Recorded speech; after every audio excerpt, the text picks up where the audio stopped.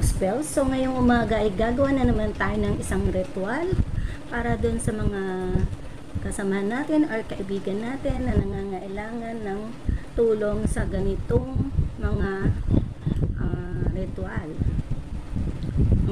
Ito ay para dun sa mga naniniwala sa mga ritual, sa mga spells. Kung hindi kayo naniniwala ay skip nyo na lang ang video na to kasi hindi ito para sa inyo. So, gusto mo ba na mahalin kanya ng labis-labis? O kung nagkahiwalay naman kayo ay mamiss kanya ng labis-labis at mabalisa siya at ma-realize niya na mahal kanya at balikan kanya? So, kung yan ang nais mo, simulan natin ang paggawa ng spell na to. So, eto ang ating mga kailangan. Unang ihi sa umaga. Garapon. Ilagay sa garapon yung unang ihi sa umaga. Malinis na papel. Picture ng minamahal at langis. Yan. Ilagay ang unang ihi sa umaga sa isang bote. So, eto ay nilagay ko na. Pagkatapos ay sa isang puting papel, isulat ang kanyang pangalan ng 3 beses. So, halimbawa, eto, sinulat ko, Jeff Cartaño, Jeff Cartaño, Jeff Cartaño. So, kung alam natin ang birthday, isulat din natin. Halimbawa, June 21, 1986. So, kung karelasyon nyo to, sigurado naman akong alam nyo ang birthday. Yan. So, isulat natin ang kanyang birthday. Yan, sinulat ko na. Tapos, kuha tayo ng picture niya. So, takpan ko lang ang picture para hindi ma-expose kung sino yung gagawa ng spell. Tapos, sa picture niya, isulat din sa likod ng picture ang pangalan niya at birthday. So, isa lang kasi mali itong picture. Yan. So, ang ginamit nating ballpen ay itim.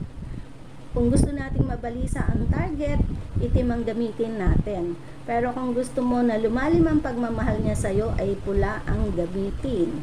So, lagyan natin pahiran natin ng oil yung kanyang picture. So, pahiran ko ng oil, pati yung kanyang pangalan sa likod. Yan. So, pinahiran ko na ng oil. Ganun din ang gawin natin sa papel, sa pangalan niya sa papel. Yan. Ganun din, pahiran natin. Yan. At saka yung kanyang birthday. Pagkatapos, itupin natin itong papel paharap sa atin 2 beses. So, 1, 2, lagay natin sa bote. Yan. Ito ding picture niya, lagay natin sa bote. Yan.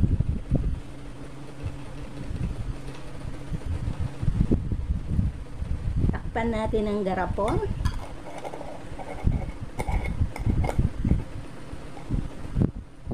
Natin ang garapon.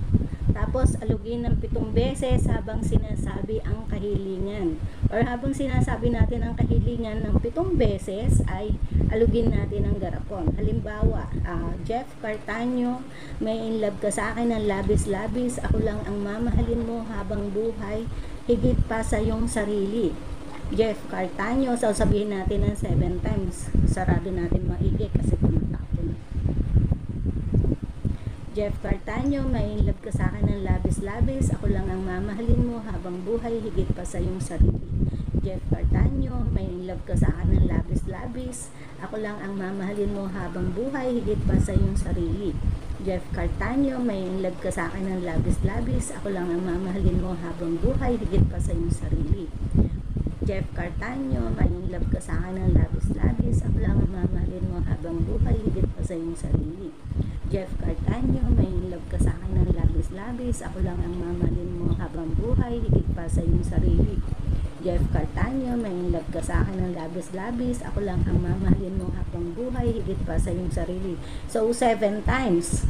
Kung halimbawa naman, nagkalayo kayo at gusto mo siyang pabalikan, pwede mong sabihin na, Jeff Cartaño, babalik ka na sa akin, hihingi ka ng tawad sa lahat ng mga kasalanan mo at mamahalin mo uli ako ng labis-labis habang buhay, higit pa sa iyong sarili. So, 7 times natin sabihin.